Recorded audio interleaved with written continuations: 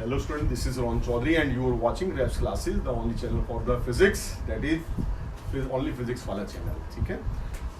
Today we will study about we will do numerical based on the capacitance.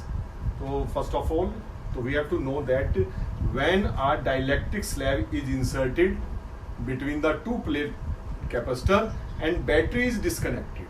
So this is very important, either battery is connected or not.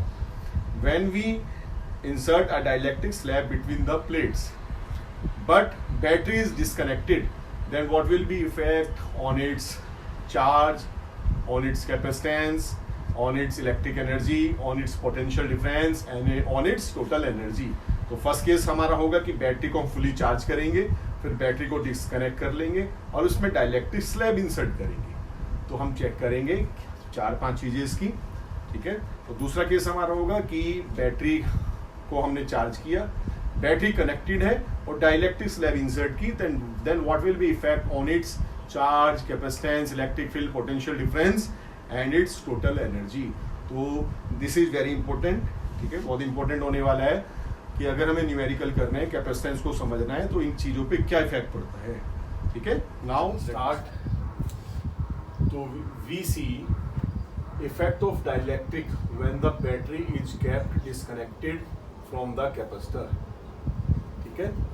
तो हमने पहले भी derivation पढ़ा है. when the dielectric slab is inserted between the two parallel plates then capacitance कितनी होती है, ऐसा हमने पढ़ा, ठीक है. और ये भी बहुत क्लियर है जब हमने पढ़ा था कि कैपेसिटेंस की जब पैरेलल प्लेट कैपेसिटर है, इसमें हमने डाइलेक्ट्रिक स्लैब डाल दी, ठीक है. तो कैपेसिटेंस कितनी होती है, C is equal to epsilon A D minus T plus T upon K. ध्यान देंगे student, when a dielectric slab of thickness T is inserted between the two parallel plates, then capacitance हमारी कितनी आई थी, epsilon A D minus T plus T upon K, ये आई थी. ये thickness थी हमारी T. और स्पेशल केसेस हमने पढ़ा था. एक चीज और इसको रिमाइंड करा देता हूँ. स्पेशल केस क्या है, स्पेशल केस ये है, अगर ये डाइलेक्ट्रिक स्लैब ये वाली जो है, ये अगर ऐसे है, यहाँ पर हमने जितनी इसके बीच में डिस्टेंस है उतना ही डाइलेक्ट्रिक स्लैब की थिकनेस की, यानी कि T is equal to D ली हमने, ठीक है. तब कैपेसिटेंस कितनी हो जाएगी, क्योंकि लास्ट वीडियो में ये टॉपिक उसमें से मिसिंग है ना. तो D is equal to T, तो यानी कि वी प्लेस D प्लेस करेंगे T की जगह. तो यहाँ पर भी क्या है, यहाँ पर T है, यहाँ पर T है, यहाँ पर मैं D रखने वाला हूँ, ठीक है. देखो मैंने D रखा, यहाँ पर देखो मैंने D रखा, क्या हुआ, D से D कैंसल, ठीक है.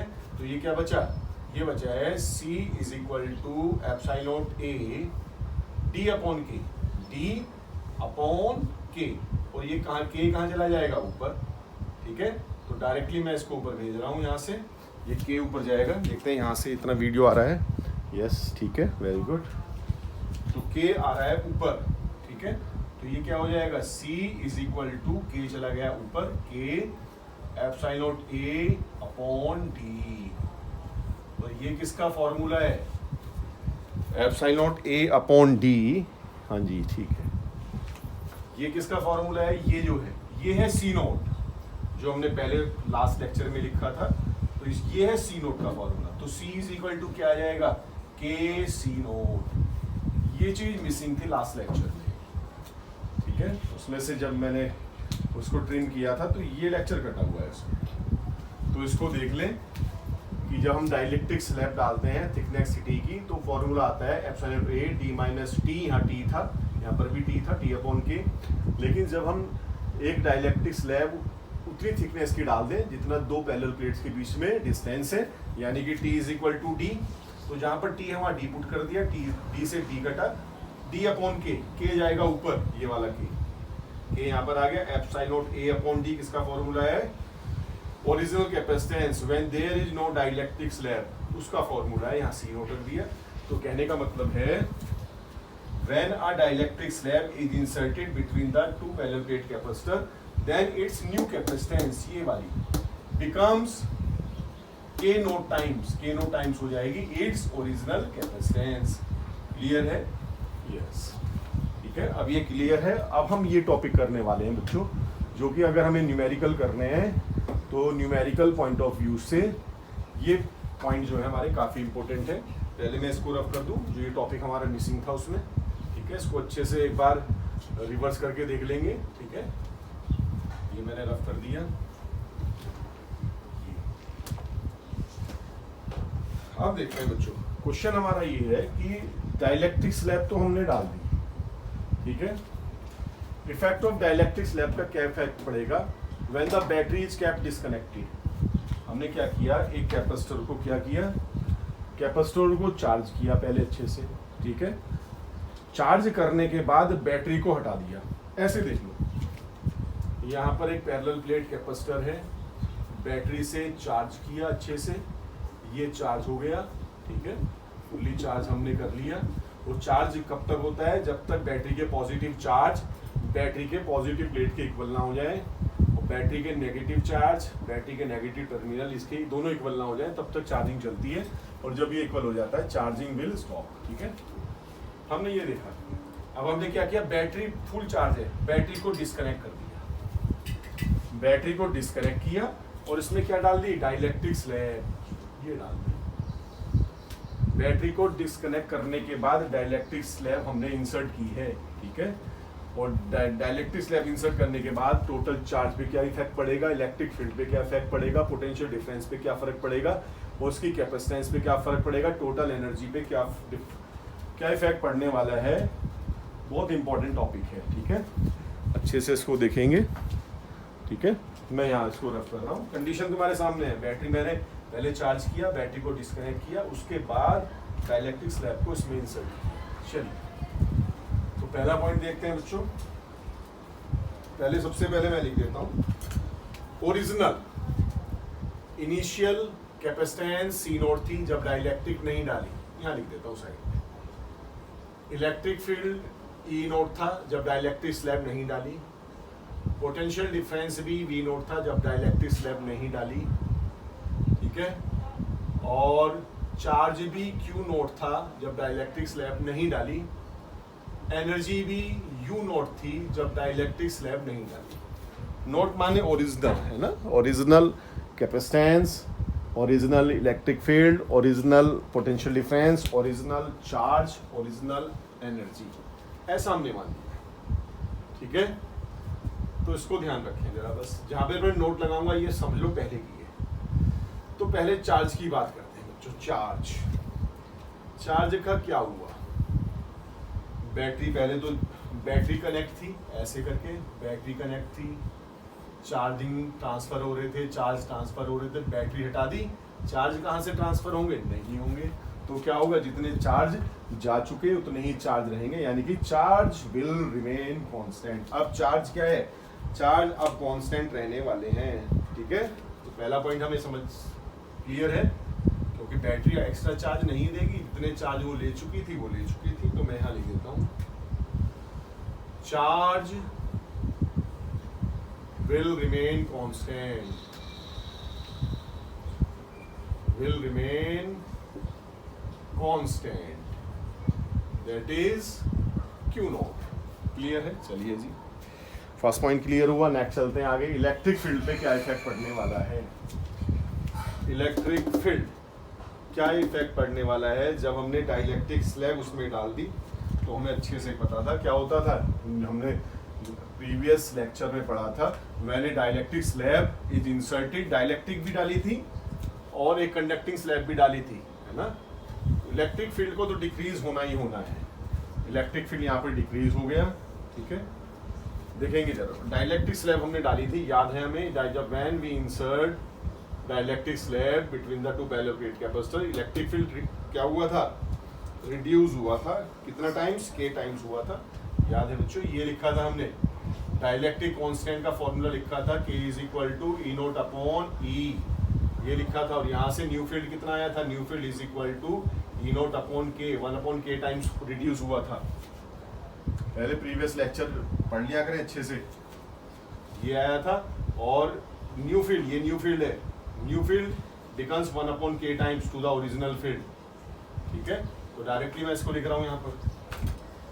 तो ये आया बच्चों, इसमें क्या होगा, field new field becomes 1/k times, reduce होता है फील्ड विल रिड्यूस, याद रखें इसको।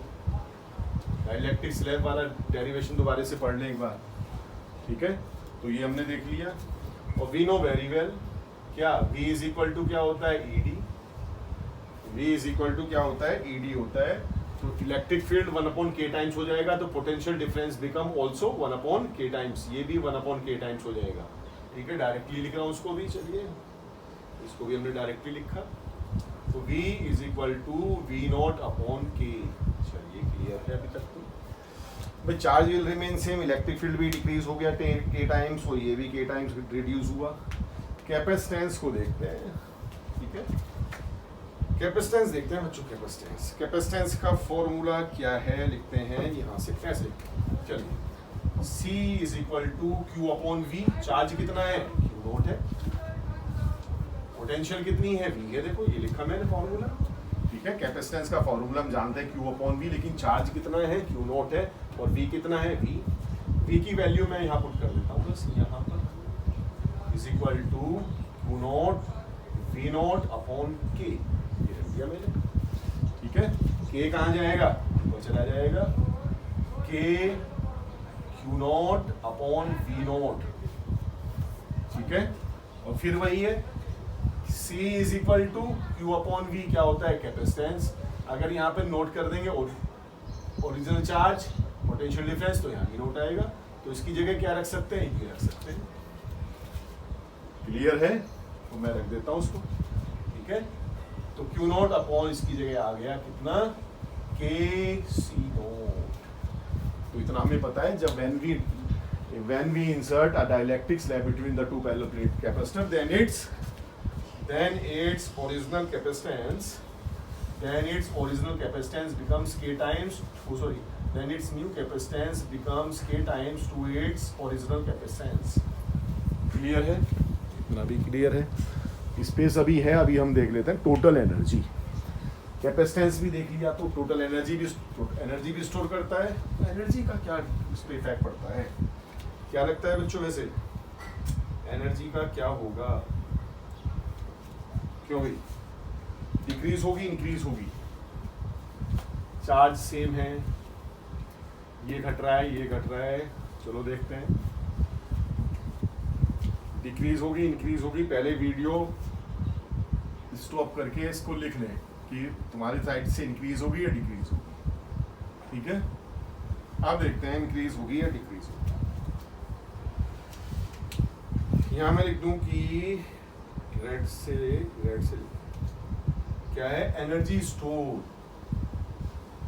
इंपॉर्टेंट पॉइंट है बच्चों, समझेंगे। एनर्जी स्टोर कहाँ तक आ रहा है, देखें।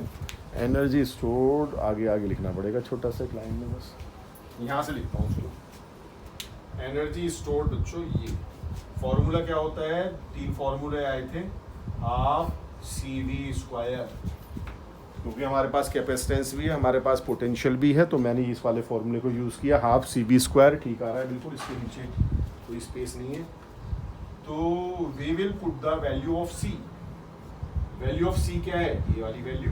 C की जगह KC0 कर दी मैंने, यहाँ पर KC0 रख देता हूँ यहाँ पर, KC0। चलो, V² की वैल्यू V0/K, V² के प्लेस में, तो इसकी भी मैं रख देता हूँ वैल्यू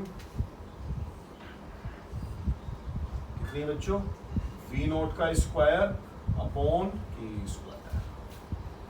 ठीक है, मैंने इस फॉर्मूले में C और V की वैल्यू पुट की।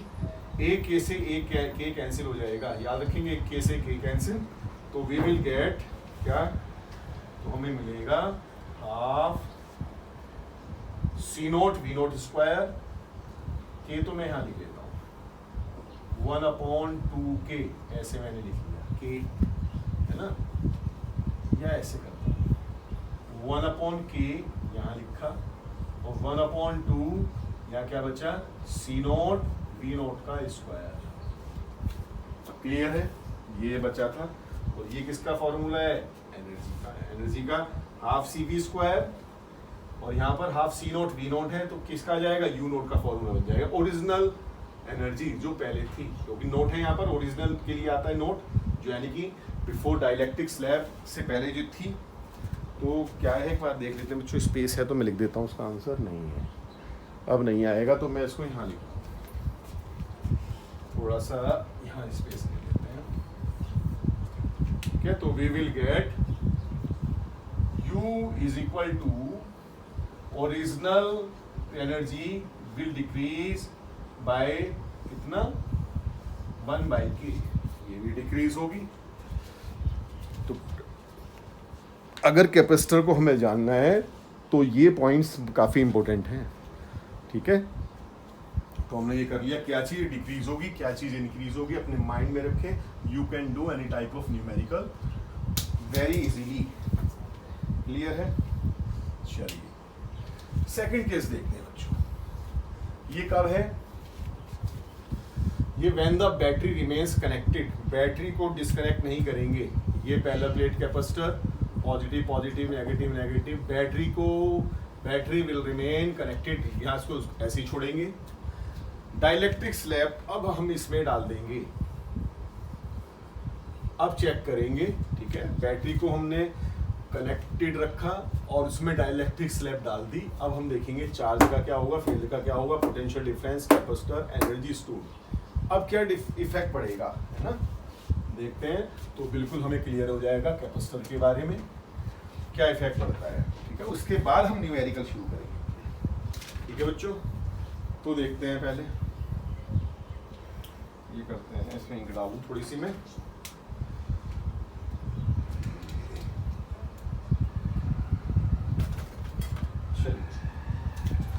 हाँ बच्चों, पहले हम चार्ज से ना शुरू करके, बैटरी को तुमने डिस्कनेक्ट नहीं किया है तो पोटेंशियल डिफरेंस, अगर 12 वोल्ट की बैटरी तुमने लगाई थी तो बैटरी 12 वोल्ट की ही तुमने छोड़ दी, तो potential difference will remain same. Clear है ना, तो potential difference will remain same. अरे बैटरी तुमने हटाई नहीं, जितने वोल्ट की बैटरी थी उतनी ही रहने दी, तो उस पर तो कोई फर्क पड़ने वाला नहीं है। दैट इज जो V नोट थी पहले वही है। ठीक है, तो यानी कि V is equal to V nought है, इसमें कोई फर्क पड़ने वाला नहीं है। पहले हमने यहाँ से स्टार्ट करेंगे, हम चार्ज पे नहीं जा सकते सीधा। ठीक है, अब इलेक्ट्रिक फील्ड का क्या बोलते हो तुम बच्चों, तो इलेक्ट्रिक फील्ड पे भी कोई फर्क नहीं पड़ेगा, है ना, क्योंकि इलेक्ट्रिक फील्ड फिर ये फॉर्मूला है, V is equal to ED, directly proportional है, potential difference will remain same, electric field also will remain same. इसको भी मैं लिख देता हूँ, electric field E will remain same, that is EV किसके इक्वल रहा, E नोट की। तो दो पॉइंट तो बच्चों क्लियर हुए हमें। इलेक्ट्रिक फील्ड, क्योंकि पोटेंशियल डिफरेंस बैटरी को हमने जितनी वोल्ट की थी उतना ही रहने दिया, पोटेंशियल डिफरेंस नहीं चेंज हुआ। इलेक्ट्रिक फील्ड डायरेक्टली प्रोपोर्शनल है, तो ये भी चेंज नहीं होगा। अब चलते हैं हम चार्ज पर, चार्ज पे क्या इफेक्ट पड़ने वाला है उस पर हम चलते हैं। ठीक है, चार्ज पर देखते हैं, चार्ज विल इंक्रीज और डिक्रीज। भाई चार्जिंग चल रही है तो चार्ज हमने मान लिया, ऐसे हमने मान लिया कि एज चार्ज, ऐसे हमने इंक्रीजेज फ्रॉम Q नोट था पहले और Q हो गया। देखने बच्चे आ रहा है इंग्लिश में, पहले Q नोट था, नहीं कट रहा है तो नहीं आ रहा है, तो charge increases from Q nought to Q, क्योंकि ओरिजिनल चार्ज Q नोट था और वो Q हो गया, वो इंक्रीज हो गया क्योंकि बैटरी हमने हटाई नहीं, चार्ज ट्रांसफर हो रहा है। तो देख लेते हैं इसकी वैल्यू क्या आती है वैसे तो। ठीक है, इसकी वैल्यू हम देखते हैं। चार्ज किसके इक्वल होता है, Q is equal to CV, ध्यान देंगे जरा, Q is equal to CV बताएंगे फॉर्मूले से। सी की वैल्यू क्या है। कैपेसिटेंस तो जब भी हम डाइलेक्ट्रिक स्लैब या कंडक्टिंग स्लैब इसमें इंसर्ट करेंगे, ये चीज़ और देखिए बच्चों, डाइलेक्ट्रिक या कंडक्टिंग स्लैब हमने डाले तो हमने डेरिवेशन किया था, तो न्यू कैपेसिटेंस विल बिकम्स के सी नॉट, ये हो जाएगी हमेशा, ठीक है ना। तो न्यू कैपेसिटेंस ये हो जाएगी, हमेशा याद रखेंगे, ठीक है। इंसुलेटिंग वो सॉरी डाइलेक्ट्रिक स्लैब डाल दें या कंडक्टिंग स्लैब डाल दें तो capacitance always increases by K times, ठीक है। अब इसकी वैल्यू, कैपेसिटेंस की वैल्यू है के सी नॉट, मैंने यहाँ लिख दिया इसको, के सी नॉट, के सी नॉट, ये आ गया। अब बची वी की वैल्यू, वी कितना है, वी तो वही वी है, वी तो चेंज ही नहीं हुआ, वी नॉट तो वी नॉट है, इतना था जो शुरू में था वो लिख दिया। तो ये फॉर्मूला क्या बना, के सी नॉट वी नॉट, क्लियर है। के ये वाला है, सी नॉट वी नॉट ये वाला है, और सी वी किसके इक्वल है, चार्ज के, तो सी नॉट वी नॉट किसके इक्वल जाएगा, क्यू नॉट के, क्लियर है।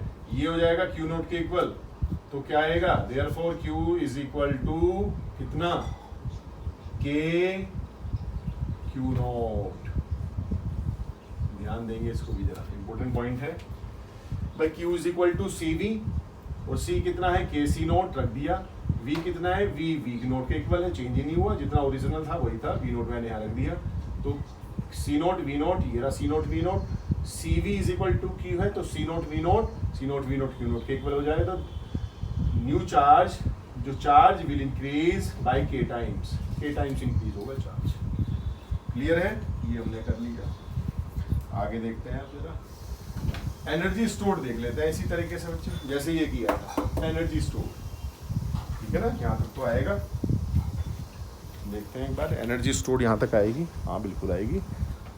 ये लास्ट टॉपिक हमारा हम कर रहे हैं इसको, तो देखते हैं कि हमारा क्या है, पड़ता है U इज इक्वल टू, बच्चों ये है U इज इक्वल टू, ये रखा था हमने हाफ सी वी स्क्वायर, ऐसे ही रखेंगे half C V square, value put कर देते हैं सबकी, ठीक है।